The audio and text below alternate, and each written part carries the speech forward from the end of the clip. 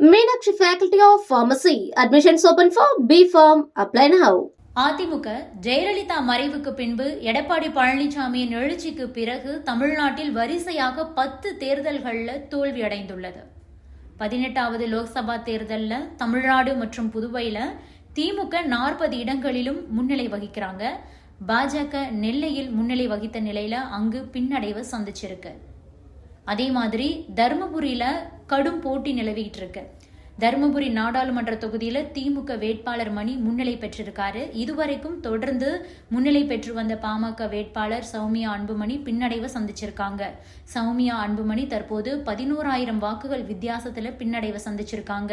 சௌமியா 2,80,000க்கும் அதிகமான வாக்குகளை பெற்றுள்ள நிலையில திமுக மணி அவர்கள் 3,00,000க்கும் அதிகமான வாக்குகளை பெற்று முன்னிலையில இருக்காரு.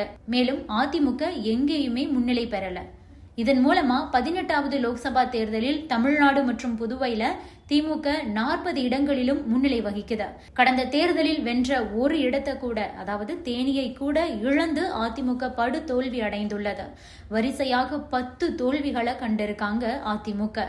அதிமுகவின் ஒருங்கிணைப்பாளர் மற்றும் பொதுச் செயலாளராக எடப்பாடி பழனிசாமி வந்த காலத்தில் இருந்தே வரிசையாக அந்த கட்சி தோல்விகளை தழுவி வருது. வரிசையா 9 தேர்தல்களில் அதிமுக தோல்வி அடைந்தது. இதோடு சேர்த்து 10வது தோல்வியை சந்திச்சிருக்கு அதிமுக.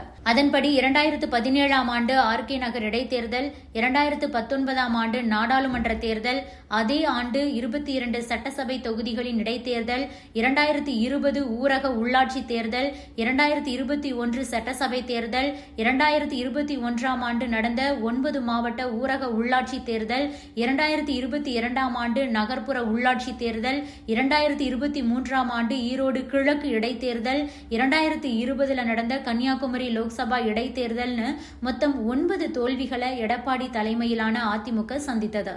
இன்றோடு 10வது தேர்தலிலும் தோல்வியை சந்திச்சிருக்கு.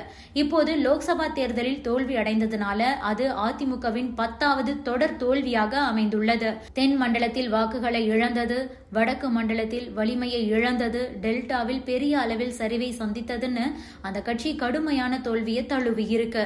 இப்படிப்பட்ட நிலையில தான் அதிமுக பொதுச் செயலாளர் எடப்பாடி பழனிசாமிக்கு எதிராக கட்சிக்கு உள்ளேயே எதிர்ப்புகள் எழக்கூடிய வாய்ப்புகள் உள்ளதா அந்த கட்சி வட்டாரங்கள் தெரிவிக்குது. ஏற்கனவே அதிமுக கட்சி லோக்சபா 2024 தேர்தலில் பெரிய அளவில் இடங்களை குவிக்காது அப்படின்னுட்டு தான் கட்சி தலைமைக்கு தகவல்கள்லாம் போயிருக்கு. இதன் காரணமாகவே தேர்தல் முடிந்ததும் நிர்வாகிகளை அழைத்து எடப்பாடி கண்டிப்பு காட்டியிருக்காரு. வெற்றி பெற முடியாது அப்படின்னு தெரிந்தும் கூட புலம்பியிருக்காரு. விரக்தியாகவே எடப்பாடி பழனிசாமி இருந்திருக்காரு. உங்களையெல்லாம் 4 ஆண்டுகள் சம்பாதிக்க விட்டேன், ஆனால் நீங்கள் தேர்தலில் செலவே செய்யவில்லை, ஏன் இப்படி செய்தீர்கள் அப்படின்னு எல்லாம் கண்டனம் தெரிவிச்சிருக்காராம். இப்படிப்பட்ட நிலையில தான் அதிமுகவில் எடப்பாடி பழனிசாமிக்கு எதிராக அமைதிப்படை ஆபரேஷன் ஒன்றும் நடந்துகிட்டு இருக்கான்.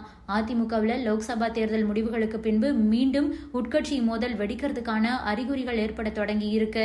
எடப்பாடி பழனிசாமிக்கு எதிராக கொங்கு பெல்ட் டீம் ஒன்றும் உருவாகி கொண்டிருக்கிறதா தகவல்கள் வந்து கொண்டிருக்கு. Meenakshi Faculty of Pharmacy. Admissions open for B.Pharm. Apply now.